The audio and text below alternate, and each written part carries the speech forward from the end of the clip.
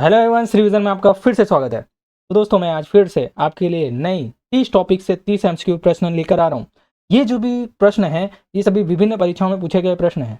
तो अगर आप वीडियो पे नए हैं तो पहले जाइए लाइक शेयर एंड सब्सक्राइब कर लीजिए, तभी आने वाली वीडियोज़ की नोटिफिकेशन आपको मिल पाएंगी। और इसकी PDF अगर आपको चाहिए तो यार नीचे में डिस्क्रिप्शन बॉक्स है, उसमें मैंने टेलीग्राम लिंक दे दी है, वहाँ पर आप जाइए, क्लिक कीजिए और अपना PDF प्राप्त कर लीजिए। तो दोस्तों चलिए बिना किसी देरी के बढ़ते हैं हमारे आज के वीडियो की ओर। तो दोस्तों कॉपी पेन हाथ में ले लीजिए और मेरे साथ में इन सभी क्वेश्चन को सॉल्व करते जाइए। तभी आप ये आइडेंटिफाई कर पाएंगे कि आपकी कितनी प्रिपरेशन हो चुकी है। और मैं आपको बीच बीच में क्वेश्चंस भी दूंगा, उसके आंसर आपको कमेंट बॉक्स पे देने हैं। तो चलिए, हमारा पहला क्वेश्चन है मेघालय, शिलोंग फिर समानुपात है बिहार।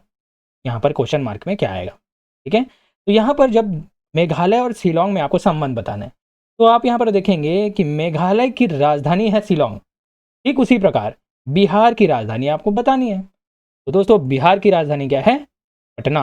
तो आपका आंसर हो जाएगा option number D, correct answer. तो यहाँ पर आपको राजधानियाँ पूरे भारत की याद करनी होंगी, क्योंकि रीजनिंग में से भी यहाँ से क्वेश्चन बनते हैं।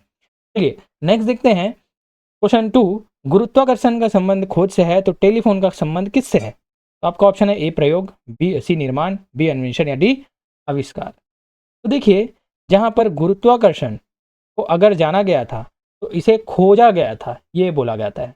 जो चीज़ें पहले से उपस्थित हैं उसे खोजा गया है।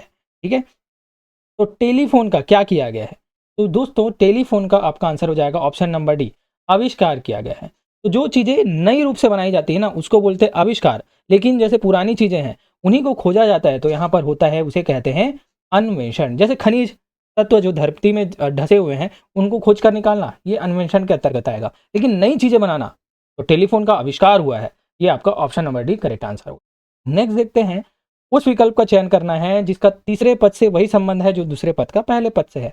देखिए इन दोनों में कुछ ना कुछ संबंध है। ठीक है, तो देखिए, तो आपको बताना है Q इंटू जेड का संबंध इन चारों में से किससे है। तो देखिए, सबसे पहले अपने अल्फ़ाबेट का जो स्थान है उसको याद रखना है ना। तो यहाँ पर देखेंगे आप, तो सबसे पहले देखा तो L12 लिखा है। जी हाँ, अल्फ़ाबेटिकल सीरीज में L का स्थान 12वें नंबर पे है। ठीक उसी प्रकार V का स्थान 22वें नंबर पे है। तो सिर्फ और सिर्फ अल्फ़ाबेटिकल स्थान यहाँ पर रख दिया गया है। तो आपको यहाँ पर से बताना है Q का स्थान क्या है। ठीक है, तो Q का स्थान क्या है अल्फ़ाबेटिकल सीरीज में? 17। और वहीं Z का स्थान क्या है? तो Z सबसे लास्ट में आता है, तो इसका स्थान है 26। तो इस प्रकार से आपका आंसर हो जाएगा 70 इंटू 26। तो आपका ऑप्शन नंबर सी करेक्ट होगा। ठीक है, चलिए नेक्स्ट देखते हैं। क्वेश्चन नंबर 4 है, यहाँ पर 4 आकृति आपको दी गई है, तो इन तीनों में कुछ ना कुछ संबंध है, तो चौथे में भी वही संबंध होगा, आपको यही निकालना है। तो चलिए, यहाँ पर मैंने देखा पहले आकृति में, पहले आकृति, दूसरे आकृति, तीसरे आकृति में जब हम ध्यान से देखते हैं ना, तो यहाँ पर हमको समझ में आता है कि पहली आकृति में 4 लाइन्स का यूज हुआ है। देखिए 1 2 3 और 4। ठीक है, ठीक उसी प्रकार दूसरी आकृति में भी 1 2 3 और 4, चार चार लाइन यहाँ पर भी लगी है, 4 लाइन यहाँ पर भी लगी है। तो देखते हैं क्या 4 लाइन इसमें भी लगी है। तो यहाँ पर 1 2 3 और 4, मतलब हम समझ गए कि 4 लाइन मिलाकर यहाँ पर आकृति बनाई गई है। तो वहीं हम लोग को इस ऑप्शन में देखना है कि किसमें 4 लाइन बनी है। तो देखिए यहाँ पर अगर मैंने पहले ए को देखा तो ए में 1 2 और 3 लाइन से ही आकृति बन गई है, तो ये आंसर तो नहीं होगा। अब देखते हैं बी में, यहाँ पर 1 2 और 3 लाइन से ही क्या बन गई है, यहाँ पर भी आकृति बन गई है, तो ये भी आंसर होगा क्या? नहीं होगा। अब यहाँ पर सी में देखते हैं, तो 1 2 3 4 और 5, यहाँ पर लगी है 5 आकृति भाई, ये आंसर भी नहीं होगा हमारा। अब यहाँ पर देखते हैं डी में, तो 1 2 3 और 4, तो जी हाँ, यहाँ पर हमें 4 लाइन से मिली हुई आकृति मिलती है, तो आपका आंसर हो जाएगा डी। तो डी किस में है भैया? तो ऑप्शन नंबर डी में ही डी है, तो आपका option number D correct answer होगा। तो दोस्तों विभिन्न टॉपिक से ना मैं विभिन्न क्वेश्चन लेकर आ रहा हूँ, तो आपका 30 टॉपिक से 30 क्वेश्चन अगर आप कर लेते हैं ना, इसी प्रकार से डेली कर लीजिए, तो आपको बुक खोलने की ज़रूरत नहीं है। इसी प्रकार से आपका जो रीजनिंग का सिलेबस है ना, ऑटोमेटिकली कवर हो जाएगा, ये गारंटी तो मेरी है ना। तो आपको बस वीडियो पर बने रहना है। नेक्स्ट देखते हैं, एक विशिष्ट तर्क के आधार पर 5 का 28 से वही संबंध है जो 7 का 52 से है और 9 का 84 से है। तो उसी तर्क के आधार पर 11 निम्नलिखित में से किस संख्या से संबंधित है? तो देखिए, आपस में हमको सबसे पहले संबंध देखना है। ठीक है, तो सबसे पहले बोला गया है 5 का संबंध 28 से है।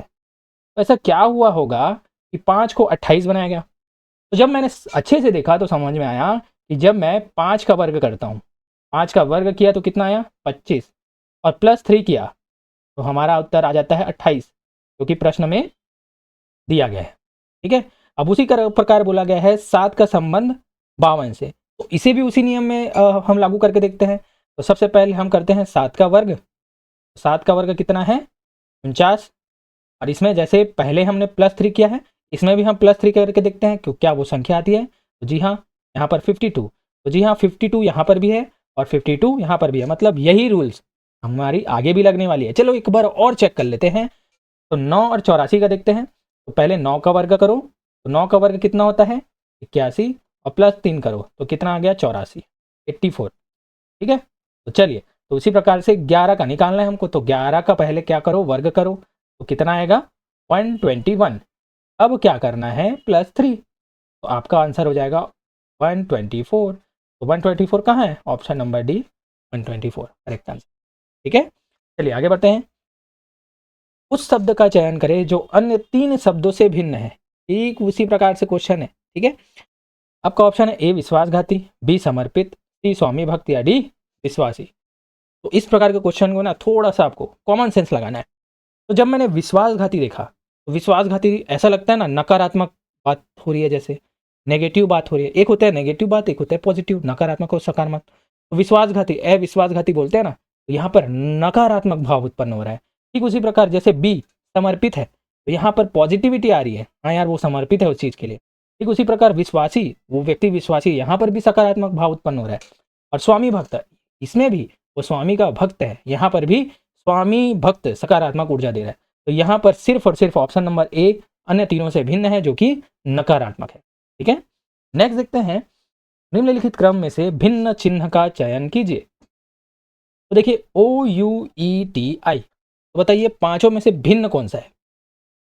तो दोस्तों अगर आपने स्वर और व्यंजन के बारे में पढ़ा होगा तो आप इसका आंसर ना चुटकी बजा कर देंगे। स्वर क्या होते हैं, अंग्रेजी में स्वर कितने होते हैं, सबसे पहले तो अंग्रेजी में स्वर होते हैं 5, और वो कौन कौन से होते हैं, तो AEIOU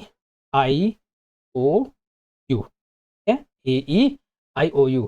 तो बताइए यहाँ पर कौन कौन से हैं। तो जैसे ओ है, ओ क्या है स्वर है, जी हाँ ये भी स्वर है।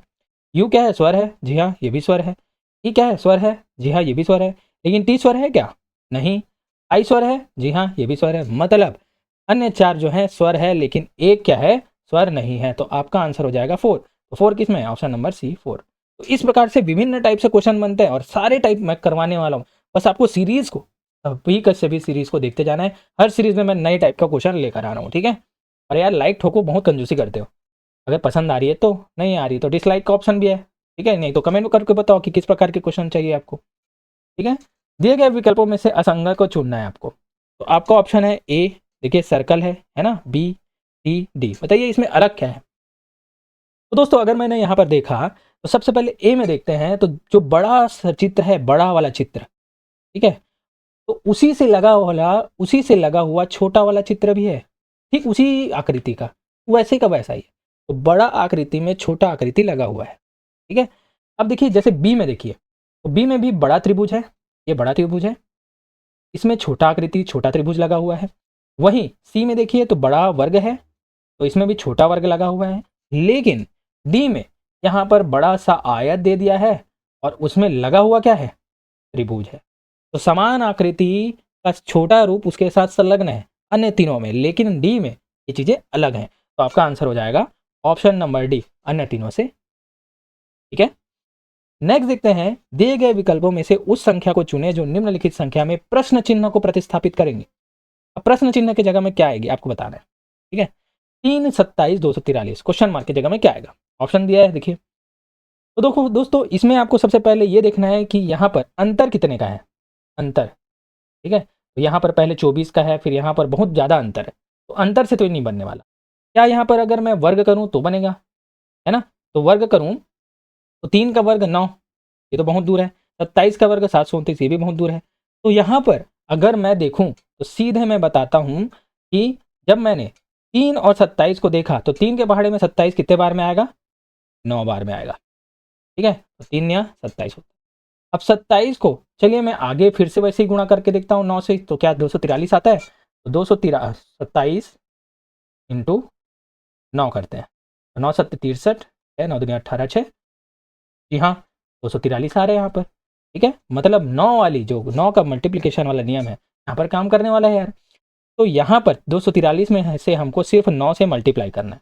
तो चलिए 243 का गुणा 9 से करना है अपने को, तो कितना हो जाएगा, 9 3 27, तो 9 चौक 36 और 2 38, 3 9 दूनी 18 और 3 21, 2187 आपका आंसर हो जाएगा। तो ऑप्शन नंबर बी 2187 आपका करेक्ट आंसर होगा।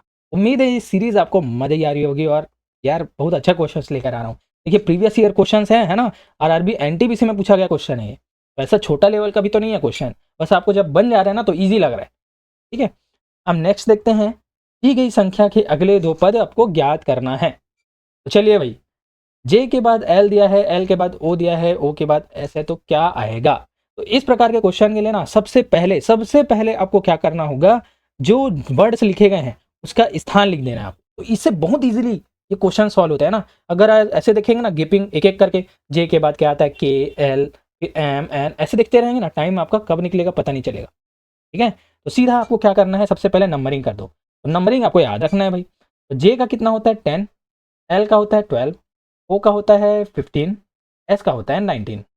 अब आप आराम से देख पाएंगे कि ये किस प्रकार से व्यवस्थित है। ठीक है, तो चलिए 10 और 2 में कितने का डिफरेंस है भाई, +2 का। वहीं 12 और 15 में कितने का डिफरेंस है, +3 का। और 15 और 19 में कितने का डिफरेंस है, +4 का। मतलब आप देखेंगे +2 +3 +4, तो आगे क्या आएगी, आगे की सीरीज आएगी +5, एक बढ़ाते जाना है बस। तो आगे जो क्वेश्चन मार्क है ना इसमें क्या आएगा, +5। तो +5 कीजिए, तो 19 में +5 कीजिए, कितना आएगा 24। तो 24 किसका है भैया, 24 में कौन आता है, तो आपका आंसर आएगा एक्स, एक्स आएगा। तो पहले वाले में एक्स है, तो ये ऑप्शन ए तो गलत है, बी से हो सकता है और सी भी हो सकता है, लेकिन डी होगा क्या, नहीं। चलिए अब आगे दूसरे क्वेश्चन मार्क में अगर हम देखें, तो दूसरे क्वेश्चन मार्क में हम क्या करेंगे, +5 के बाद +6 करेंगे। और 24 में है ना, 24 में +6 आपको करना है। तो देखिए अल्फ़ाबेट्स में 26 तक की संख्याएं होती है, तो +6 करें तो पहले तो +2 करें तो 26 आ गई, उसके बाद 4 और बचा, तो 4 को हम शुरू से आगे से भेज देते हैं। ठीक है, तो 26 के बाद फिर से एक वाली संख्या चालू हो जाएगी ना, ए से चालू हो जाएगा, ए बी सी डी, यहाँ पर 1 2 3 4। ठीक है, तो 24 + 6 जब हम करेंगे तो +2 किए तो 26, और फिर 4 बचा है तो +4 करेंगे तो चौथे नंबर पे क्या आ जाएगा, डी आ जाएगा। ठीक है, तो हमारा दूसरा हो जाएगा वर्ड डी। तो एक्स डी किस में है, option number D correct answer. ठीक है, चलिए अब आगे बढ़ते हैं, नेक्स्ट क्वेश्चन। तो यहाँ पर आपको आकृति दी गई है, ठीक है, और बाहर में अंक दिए गए हैं। तो इस प्रकार से अंक व्यवस्थित है ना कि बीच वाली संख्या आपको लानी है। ठीक है, तो यहाँ पर बीच वाली संख्या आपको क्या आएगी आपको बताना है। ठीक है, तो सबसे पहले यहाँ पर आपको देखना है, आपस में गुणा करके जोड़ के घटा के ये सभी चीज़ें की संक्रियाएँ करनी है। ठीक है, उसके बाद आपका आंसर मिलेगा। तो मैं आपको बताता हूँ इसका आंसर क्या होगा, कि जैसे अगर मैं इसको गुणा करता हूँ 8 छक्का 48 करता हूँ और 4 दूनी 8 करता हूँ, तो इसको माइनस करता हूँ तो 40, उसका आधा करूँगा तो 20 आएगा। ठीक उसी प्रकार 5 छक्का 30 करूँगा और 8 छक्का 48 करूँगा। ठीक है, 5 छक्का 30 और 8 छक्का 48 करूँगा तो भी क्या आ जाएगा, तो माइनस करूँगा तब 18 आएगा। तो इसमें मेरे को भाग करना पड़ रहा है, इसमें माइनस करना पड़ रहा है, तो ऐसे तो नहीं आएगा। तो सीधा मैं आपको बताता हूँ, सबसे पहले मैं आमने सामने वाली संख्याओं को गुणा किया, तो 8 × 4 किया। ठीक है, और फिर 6 दूनी 12, तो आमने सामने की संख्या को माइनस कर दिया। ठीक है, फिर 8 चौक कितना हो गया 32, माइनस 6 दूनी कितना हो गया 12। ठीक है, और 32 - 12 कितना आ गया आपका 20।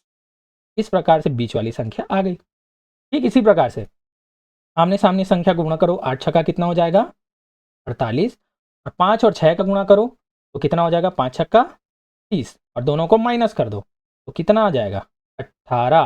मतलब हम समझ चुके हैं कि रूल्स यहाँ पर क्या लगी है, आमने सामने का गुणा करो फिर दोनों को माइनस कर दो, आंसर आ गया। तो चलिए देखते हैं, तो 9 दूनी सबसे पहले 9 × 2 करो तो 9 दूनी 18, और 4 और 3 का मल्टीप्लाई करो तो 4 तिया 12, 18 में से 12 गया कितना बचा है, तो आपका आंसर आ जाएगा ऑप्शन नंबर ए। है ना, बहुत ईजी क्वेश्चन। चलिए आगे बढ़ते हैं। अब दिशा से संबंधित है क्वेश्चन, है ना। तो हमारा पहला क्वेश्चन है, सॉरी दिशा से 12वां क्वेश्चन है। एक व्यक्ति दक्षिण दिशा की ओर चलता है और बाईं ओर मुड़ जाता है, फिर वह अपनी बाईं ओर 45 डिग्री मुड़ता है। अब वह किस दिशा की ओर मुंह किए हुए है, ये आपको बताना है। ठीक है, तो चलिए मैं आपको बताता हूँ कैसे बनना है। हलवा क्वेश्चन है यार ये। सबसे पहले आपको ये बातें याद रखनी होगी। ये दिशा, ठीक है, ये होता है नॉर्थ, ये होता है साउथ, ये होता है ईस्ट, है मतलब उत्तर, दक्षिण, ईस्ट मतलब पूर्व, फिर पश्चिम। ठीक है, अब इसके बाद भी और आपकी दिशाएं होती हैं। कौन कौन सी? नॉर्थ और ईस्ट के बीच वाली दिशा क्या होती है? नॉर्थ ईस्ट, इसे बोलते हैं उत्तर पूर्व दिशा। अब वहीं साउथ और ईस्ट के बीच की दिशा होती है साउथ ईस्ट, इसे बोलते हैं दक्षिण पूर्व की दिशा। वहीं दक्षिण और पश्चिम के बीच की दिशा होती है साउथ वेस्ट, इसे बोलते हैं दक्षिण पश्चिम की दिशा। और फिर उत्तर और पश्चिम की दिशा होती है यहाँ पर, तो ये होती है नॉर्थ वेस्ट मतलब उत्तर पश्चिम। ठीक है, तो इन दिशाओं को आपको याद रखना है। चलिए अब मैं आपको बताता हूँ आंसर इसका कैसे होगा। तो बोला गया है एक व्यक्ति दक्षिण दिशा की ओर चलता है। ये देख सकते हैं ये व्यक्ति है। अब ये सबसे पहले ये दक्षिण दिशा की ओर चलना प्रारंभ किया, दक्षिण दिशा की ओर चलना प्रारंभ किया, है ना। अब वो बाईं ओर मुड़ता है। तो इधर से अगर आप बाईं ओर देखेंगे तो दक्षिण दिशा की ओर जब जा रहा है तो उसका बाईं ओर किधर होगा? ये इधर, ठीक है, इस साइड। ये बाईं ओर मुड़ता है, थोड़ा चलता है, फिर वह अपने बाईं ओर 45 डिग्री मुड़ता है। अब इधर बाईं ओर चला, अब यहाँ से 45 डिग्री चला, तो देखिए 90 डिग्री, ये देखिए ये होता है 90 डिग्री। तो 45 डिग्री कितना होगा? सिर्फ आधा, इसका आधा। तो इसका आधा मतलब यहाँ पे लेता हूँ, मतलब क्या हो जाएगा, यहाँ से लेकर सिर्फ यहाँ तक, पूरा नहीं गया, यहाँ तक गया, तो ये यहाँ तक गया कितना? 45 डिग्री। ठीक है, तो वह अब किस दिशा की ओर मुंह किए हुए है? तो देखिए इस दिशा की ओर, ये है ना, इस दिशा की ओर मुंह किया है। तो आपको मैंने बताया इस दिशा, तो देखिए ये हो गया नॉर्थ, ये हो गया साउथ, ये हो गया ईस्ट, और इधर जाएंगे अगर तो ये हो गया वेस्ट। ठीक है, ये साउथ हो गया। तो बताइए ये कौन सा दिशा है? तो यहाँ पर से आप देख पाएंगे कि ये है नॉर्थ ईस्ट का डायरेक्शन, मतलब उत्तर पूर्व का डायरेक्शन, उत्तर पूर्वी दिशा। ठीक है, तो यहाँ पर आपका उत्तर हो जाएगा option number A, correct answer. ठीक है, तो आपको इस दिशा को याद रखना है, तभी ये क्वेश्चन बन पाएगा। अब चलिए आगे बढ़ते हैं। ठीक उसी प्रकार से सेम डिटो क्वेश्चन है। अब यहाँ पर बोला गया है गौतम दक्षिण की ओर मुंह करके आगे बढ़ता है, फिर वह अपने बाईं ओर 135 डिग्री पर मुड़ता है। अब वह किस दिशा का सामना कर रहा है? ठीक है, अब देखिए इसका उत्तर आपको देना है ना। मैं आपको सिर्फ एक गाइड बता दे रहा हूँ, मैं आपको चित्र बना के बताता हूँ, आपको दिशा बतानी है। तो गौतम सबसे पहले दक्षिण की मुंह करके आगे बढ़ता है, ये भैया दक्षिण की ओर आगे बढ़ता है, फिर वह अपनी बाईं ओर 135 डिग्री पर मुड़ता है। ठीक है, तो अपना बाईं ओर क्या हो गया? इधर हो गया ना, इसका बायां। तो ये इधर 135 डिग्री पर मुड़ता है। 135 डिग्री पर जब मुड़ेगा, देखिए 180 डिग्री क्या होता है? 180 डिग्री पूरा, ये 180 डिग्री होता है। तो ये अगर ऐसे है आड़ी, तो ये पूरा का पूरा इतना क्या होगा? 180 डिग्री होगा, है ना। लेकिन बोला क्या है? 135 डिग्री, तो आधे तक जाएगा ना, यहाँ तक जाएगा। बताइए अब ये दिशा कौन सी है? तो इस दिशा का आपको बताना है उत्तर। तो ये कौन सी दिशा है आपको मैंने पहले पिछले बताया ना, तो उसी आधार पर इसको बताना है ये कौन सी दिशा में अभी मुंह करके खड़ा है। चलिए आगे बढ़ते हैं। यदि माइनस एवं भाग चिन्हों का स्थान आपस में बदल दिया जाए तो निम्न का मान क्या होगा? ये क्वेश्चन है। तो देखिए यहाँ पर समीकरण दिए गए हैं, तो माइनस की जगह में भाग लिख देना है और भाग की जगह में माइनस। चलिए बनाते हैं इसको। तो सबसे पहले है 38, अब माइनस की जगह में क्या करना है? हमको भाग लिखना है। ठीक है, फिर 2 है, फिर प्लस 1 2 6, भाग की जगह में क्या लिखना है? माइनस। अब इसे आपको सॉल्व करना है बॉडमास रूल से। ठीक है? इसके अनुसार सबसे पहले यहाँ पर क्या होगा? डिवाइड होगा, भाग होगा। 2 का भाग इससे करो, 38 से करो तो 2 एकम 2, 2 9 18। ठीक है, प्लस 1 इंटू 6 करो, पहले गुणा करो तो 6 कम 6, फिर माइनस क्या है? 6। तो 6 माइनस 6 कैंसिल हो गया, तो आपका आंसर हो जाएगा 19, करेक्ट आंसर। यहाँ पर 19 कहाँ है? Option number D, correct answer है। ईजी है ना। चलिए आगे बढ़ते हैं। इसी प्रकार के क्वेश्चन आने वाले हैं यार, है ना, चाहे आप आरक्षक की तैयारी हो करो या अमीन पटवारी की करो, इस प्रकार के क्वेश्चन देखने को मिलेंगे। अब आते हैं नेक्स्ट, निम्न में से कौन सी संख्या दी गई श्रेणी में प्रश्न चिन्ह के स्थान पर आएगी। ठीक है, देखिए इसका जो आंसर आपको बताने के लिए मैंने कल की वीडियो में कहा था, लेकिन मोस्टली लोगों ने बताया ही नहीं, है ना। अब कैसे होगा इसका आंसर मैं आपको बताता हूँ। तो देखिए 8, 13, 17, 20, 22 प्रकार से सीरीज है। तो आपको क्या करना है, सबसे पहले इसका डिफरेंस देख लेना है। तो 8 और 13 का डिफरेंस कितना है, अंतर कितना है। 8 में से 13 तो ये है +5 का, 8 में से +5 करें तो 13 आएगा। 13 और 17 में क्या डिफरेंस है, +4 का, 13 में 4 जोड़ेंगे 17 आ जाएगा। 17 और 20 में क्या है, +3 का। ठीक है, वहीं 20 और 22 में क्या है, +2 का। तो आप देखेंगे यहाँ पर घटते क्रम में हमारे अंक जाते जा रहे हैं, पहले +5, +4, फिर +3, फिर +2, अब क्या आएगा, तो अब क्या आएगा, +1 है। ठीक है, तो 22 में 1 जोड़ दो भैया, कितना आ जाएगा, 30। बहुत ईजी क्वेश्चन, ठीक है, आरआरबी ग्रुप डी का क्वेश्चन है यही। तो आपका आंसर हो जाएगा ऑप्शन नंबर ए 23।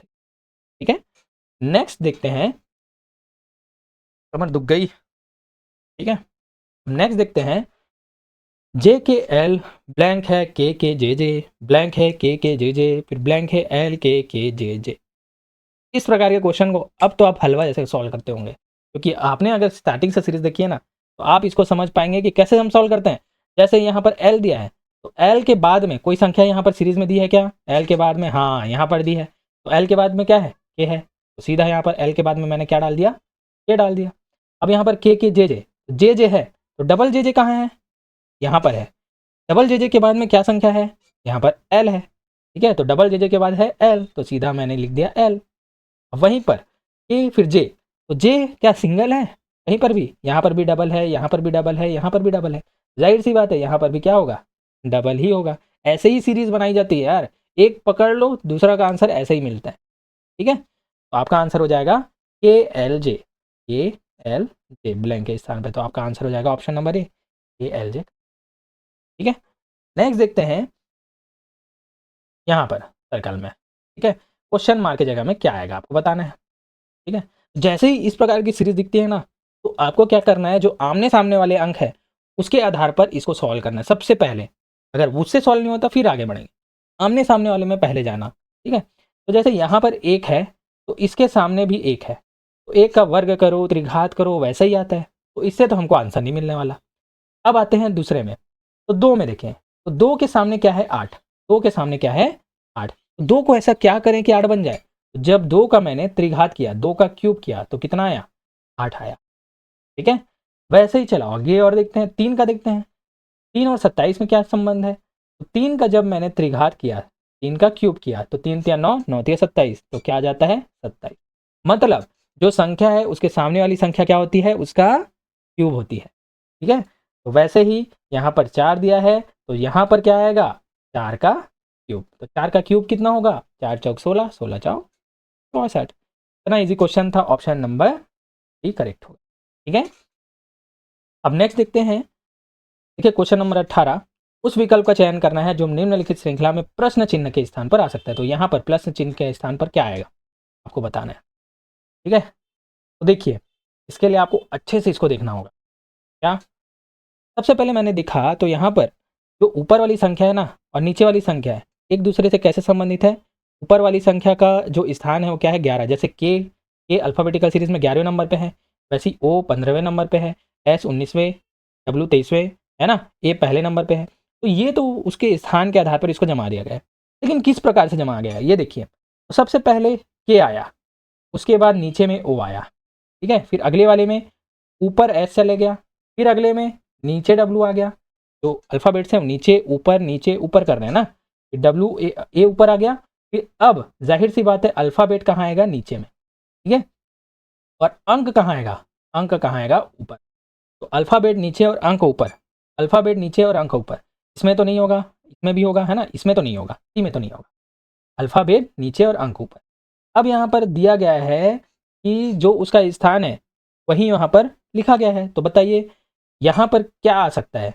यहाँ पर E5 दिया है ना, E6। तो E का स्थान क्या है, E का स्थान क्या है, 5 है, आपको याद रखना है, ये तो पता ही है।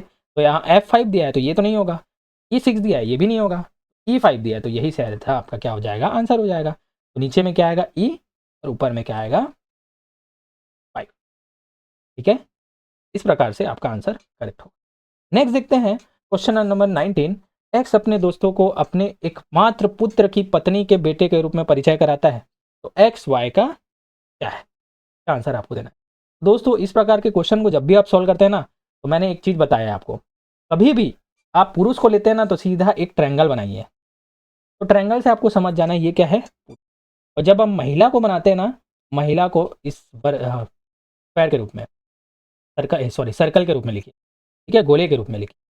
ठीक है, तो इस प्रकार से आपको बार बार ना पुरुष स्त्री ऐसा लिखना नहीं पड़ेगा, सीधा आप समझ जाएंगे कि ट्रायंगल वाला पुरुष है और सर्कल वाला स्त्री है। ठीक है, तो चलिए, एक्स अपने दोस्तों को अपने एकमात्र पुत्र की पत्नी, तो देखिए एक्स एक व्यक्ति है, एक्स अपने दोस्तों के साथ बैठा हुआ है और बता रहा है, देखिए एक्स मतलब एक्स का एकमात्र पुत्र, मेरा एकमात्र पुत्र, इसका एकमात्र पुत्र, देखिए पुत्र को कैसे बनाया मैंने, ट्रायंगल।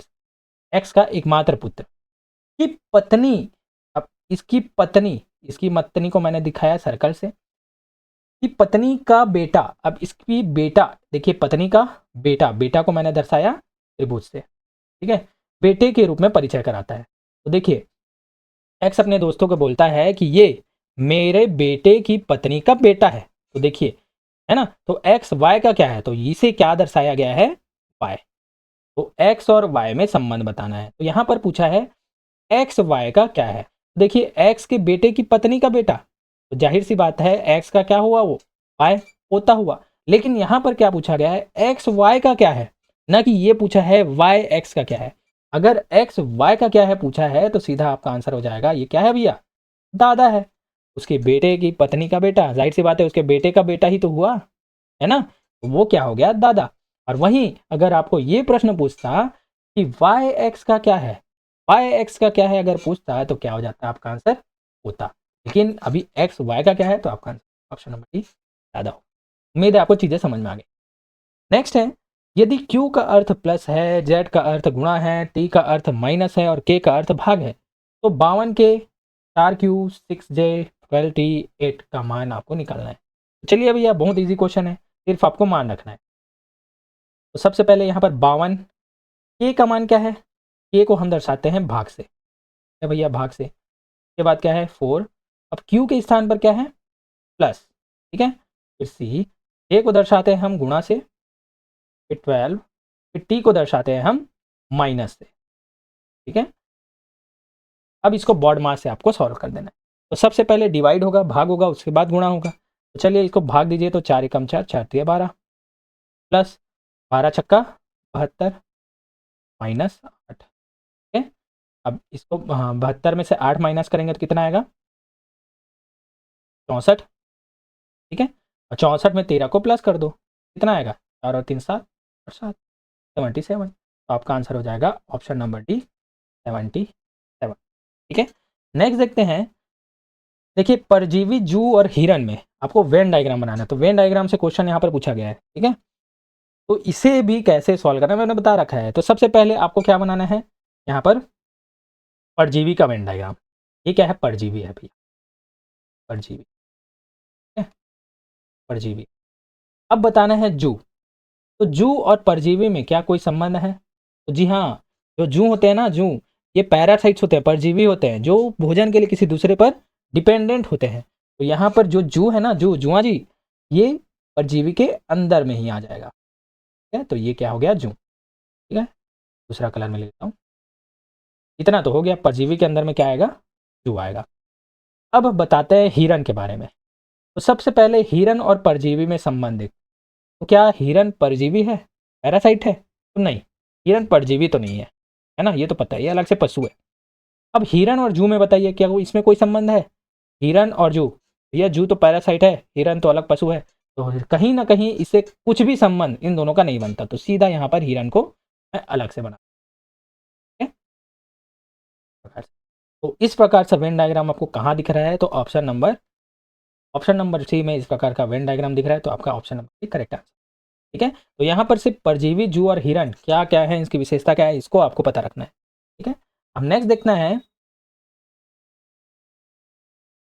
क्वेश्चन नंबर 22, दिए गए वेन आखिर में कौन सा स्थान उस कोच का प्रतिनिधित्व कर रहा है जो खिलाड़ी भी है लेकिन लड़की नहीं। तो देखिए यहाँ पर जो डायग्राम दिया गया है, जो सर्कल है वो क्या है, कोच है, जो आयत है वो है खिलाड़ी, और जो त्रिभुज है वो क्या है, लड़कियां। तो आपको एक एक करके यहाँ पर से इसका आंसर देना है। तो देखिए यहाँ पर पूछा गया है उस कोच का प्रतिनिधित्व कर रहा है। देखिए सबसे पहले मैं क्या लूंगा, कोच के बारे में, ठीक है। ये देखिए कोच को लेना है। अब कोच के अंदर जितने संख्या है उसको तो लेना ही है, ठीक है। एक एक करके ऐसे ही आगे बढ़ते हैं इसमें, तभी इसका आंसर इजिली आता है। प्रतिनिधित्व कर रहा है, ठीक है। जो एक खिलाड़ी भी है, अब देखिए खिलाड़ी कौन सा है भैया, तो जो एक खिलाड़ी भी है, ये वाला क्या है, खिलाड़ी है ना। अब देखिए खिलाड़ी के अंतर्गत आना चाहिए, तो ये तो बाहर हो गया खिलाड़ी के अंतर्गत, है ना, ये बाहर हो गया। खिलाड़ी में ये है और कोच भी है, तो इतना है, टी और आर है। अब बताइए लेकिन लड़की नहीं होना चाहिए, तो लड़की कहाँ है भैया, ये है, लड़की नहीं होनी चाहिए, तो ये है लड़की, लड़की नहीं होनी चाहिए, मतलब आर नहीं होना चाहिए, तो ये तो नहीं होना चाहिए, ठीक है। तो बताइए क्या होगा, है ना, उस कोच का प्रतिनिधित्व कर रहा है तो उसका नाम क्या होगा बताइए। तो देखिए सबसे पहले तो कोच के अंदर भी आना चाहिए और खिलाड़ी के अंदर भी आना चाहिए, लेकिन लड़की नहीं होना चाहिए। तो सिर्फ और सिर्फ क्या मिला हमें, सिर्फ और सिर्फ टी मिला, क्योंकि यू, यू खिलाड़ी है क्या, नहीं है ना। एस कोच है क्या, नहीं है। तो सिर्फ टी ऐसा संख्या है, ऐसा वर्ड है जो कि कोच भी है और खिलाड़ी भी है लेकिन लड़की नहीं है, ठीक है। तो इस प्रकार से आपका आंसर हो जाएगा ऑप्शन नंबर बी, टी, ठीक है। हम नेक्स्ट देखते हैं क्वेश्चन नंबर 23, एक शादी के समारोह में 476 लोग उपस्थित थे, जिसमें 213 लोग शाकाहारी अर्थात वेजिटेरियन थे। 32 लोगों ने शाकाहारी और मांसाहारी दोनों प्रकार का भोजन खाया, मतलब दोनों खाते हैं लोग 32 लोग। तो समारोह में कितने लोग सिर्फ और सिर्फ मांसाहारी भोजन। तो देखिए इस प्रकार के क्वेश्चन के लिए ना सबसे बेस्ट होता है वेन डायग्राम। नॉर्मल से भी बना सकते हैं, लेकिन जो लंबा होता है ना उसमें वेन डायग्राम बहुत यूजफुल होता है, तो मैं वेन डायग्राम से बताता हूँ आपको, नॉर्मल से भी बता दूंगा। तो सबसे पहले मैंने वेन डायग्राम बनाया है। देखिए टोटल लोग कितने हैं, 476, ये तो पता है। सबसे पहले मैंने वेन डायग्राम बनाया और इसमें सबसे पहले 213 शुद्ध शाकाहारी का बनाया, ठीक है। तो शाकाहारी को मैं लिखता हूँ वेजिटेरियन इसे, ठीक है।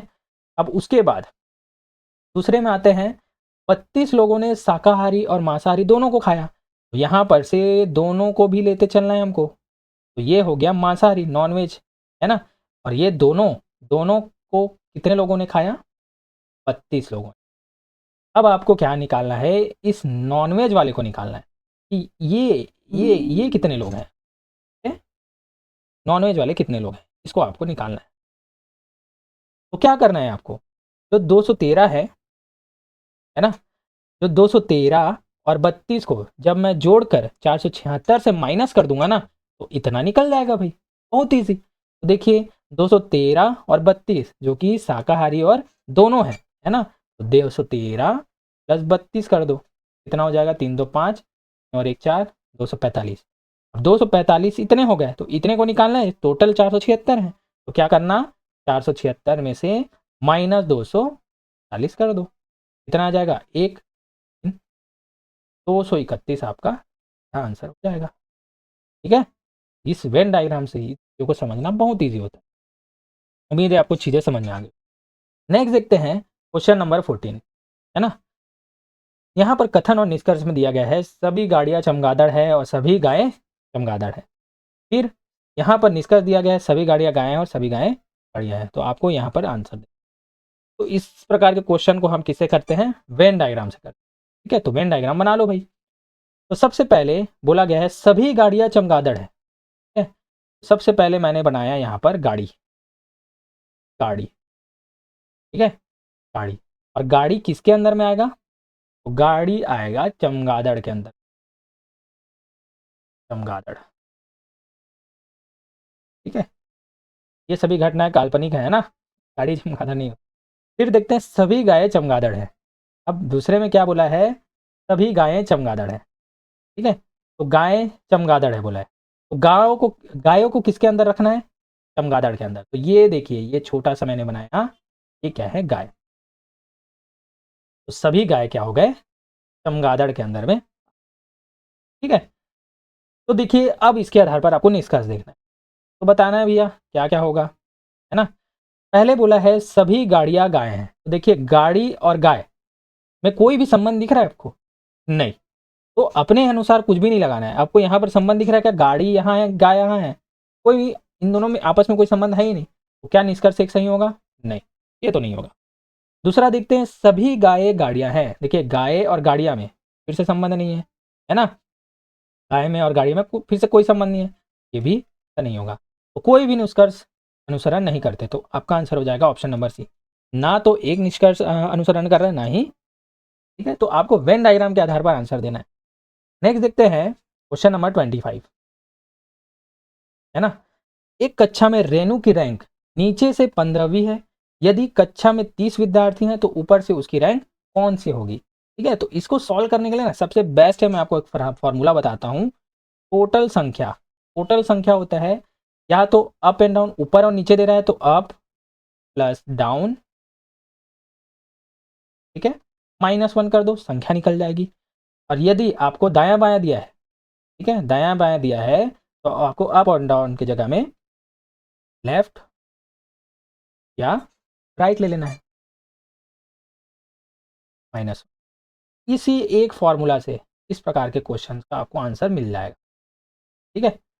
सबसे पहले टोटल, पहले मैं रखता हूँ अप एंड डाउन, ऊपर और नीचे दिया है, तो यहाँ पर इस फॉर्मूले में मैं मान रखता हूँ सीधे, ठीक है। क्या दिया है?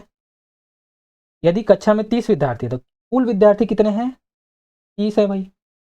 अब बताइए, अप ऊपर से तो नहीं दिया है, ठीक है, प्लस नीचे से भी इसकी स्थान क्या है? 15वीं है, नीचे से क्या रख दिया? 15वीं, -1। अब इसको सॉल्व कर दोगे ना, आपका आंसर आ जाएगा। देखिए अब को यहीं रख दे दो, 15 में से 1 घटाओ तो कितना आ गया? 14, ठीक है। तो अब बराबर क्या हो जाएगा? 30 माइनस 14, तो 10 में से 4 गया 6, 16 नंबर पे आपका आंसर हो जाएगा ऑप्शन नंबर सी। 16वां नंबर पे उसकी रैंक होगी, रेनू की, ठीक है। नेक्स्ट देखते हैं क्वेश्चन नंबर 26। ये मज़ेदार क्वेश्चन है, काउंटिंग फिगर से, है ना। अब देखिए त्रिभुजों की संख्या यहाँ पर आपको बतानी है, कितने ट्रायंगल से ये आपको बताना है। तो इसको सॉल्व करने के लिए ना सबसे बेस्ट ट्रिक मैं बताता हूँ। तो देखिए जैसे ये त्रिभुज है, ठीक है, इसको आपको काउंट करना है। तो इसको आपको काउंट करना है तो सबसे पहले नंबरिंग कर दो, 1 और 2, फिर आपस में इनको जोड़ दो, तो कितना आ गया? 3। तो इसमें कितने त्रिभुज मिले? 3 त्रिभुज मिले। ठीक इसी प्रकार से एक और आकृति मैं देता हूँ, ये 2 लाइन कर दी। अब इसमें त्रिभुजों की संख्या बताओ भाई। तो इसमें त्रिभुजों की संख्या बतानी है ना, तो आपको फिर से नंबरिंग दे देना है, 1 2 और 3, फिर आपस में इसको जोड़ देना है, 3 2 5 और 1 जोड़ दिया, ठीक है। तो आपका आंसर हो जाएगा 6। ठीक इसी प्रकार से आपको एक और मैं चीज़ बता रहा हूँ, ये जैसे ये त्रिभुज है, अब यहाँ पर से मैंने एक सिंगल लाइन खींच, अब त्रिभुजों की संख्या बतानी है आपको। सबसे पहले आपको नंबरिंग करना है, 1 2 और कितना है? 3 2 5 और 1 है। अब जितने लाइन्स है ना उसको काउंट कर दो, कितने लाइन से? 1 और 2, इसको 2 लाइन से मल्टीप्लाई कर दो तो उतने त्रिभुज मिल जाएंगे, ठीक है। ठीक इसी प्रकार से इसको भी सॉल्व करना है। सबसे पहले मैं क्या करूँगा, इसको नंबरिंग करूँगा, 1 2 3 4, नंबरिंग कर दिया मैंने। अब इसे जोड़ दो, 4 3 7 2 9 और 1 10 हो। अब सबसे पहला आपका काम अब क्या होगा? सिर्फ लाइन्स को गिनना है, कितने लाइन्स है? 1 2 3, कितने लाइन्स है? 3 से मल्टीप्लाई कर दो, 10 दिया 30, आपको त्रिभुज देखने को मिल जाएंगे। तो आपका ऑप्शन नंबर डी करेक्ट होगा, ठीक है। अगर मैं यहाँ पर एक और लाइन ऐसे खींच देता हूँ, तो अब बताइए अब त्रिभुजों की संख्या कितनी होगी? यहाँ पर एक और लाइन आ गई, तो यहाँ पर 10, 3 के जगह में किससे मल्टीप्लाई करना है? 4 से, तो आपका आंसर हो जाएगा 40, ठीक है। इस प्रकार से क्वेश्चन बनते हैं, ठीक है। नेक्स्ट देखते हैं क्वेश्चन नंबर 27। अब वर्गों की संख्या ज्ञात करनी है, ठीक है।